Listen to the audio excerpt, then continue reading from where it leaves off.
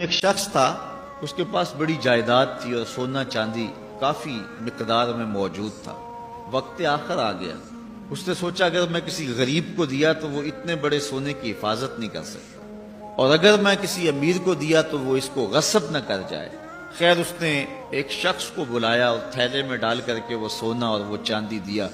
کہا جب میرے بچے جوان ہو جائیں تو جو تیرا جی چاہے وہ بچوں کو دے دینا۔ یہ وصیت نامہ ساتھ لکھا اور اس کے سپرد کر دیا۔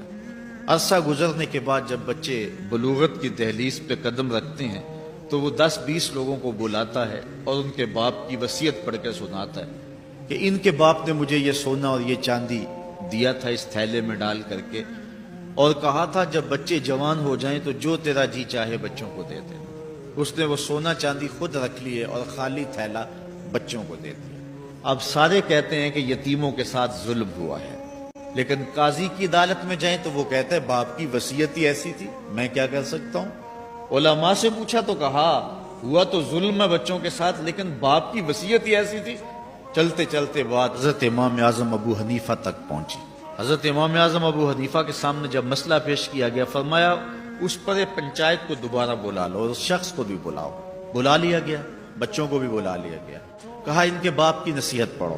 نصیحت پڑھی اس نے کہ مرتے ہوئے ان کے باپ نے مجھے یہ تھیلے میں ڈال کر کے سونا دیا تھا اور کہا تھا کہ جب بچے جوان ہو جائیں تو جو تیرا جی چاہے وہ بچوں کو دے دینا۔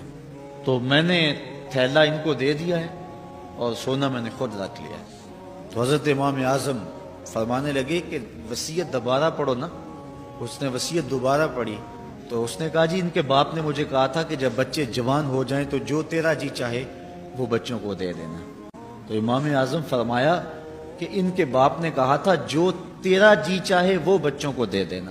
اب تو بتا تیرا جی سونے کو چاہ رہا ہے یا تھیلے کو چاہ رہا ہے؟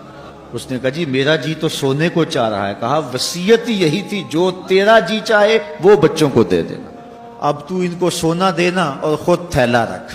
تو حضرت امام اعظم امام ابو حنیفہ نے اس طرح فیصلہ کر کے غریبوں کو اور یتیموں کو ان کا حق دلوا دیا۔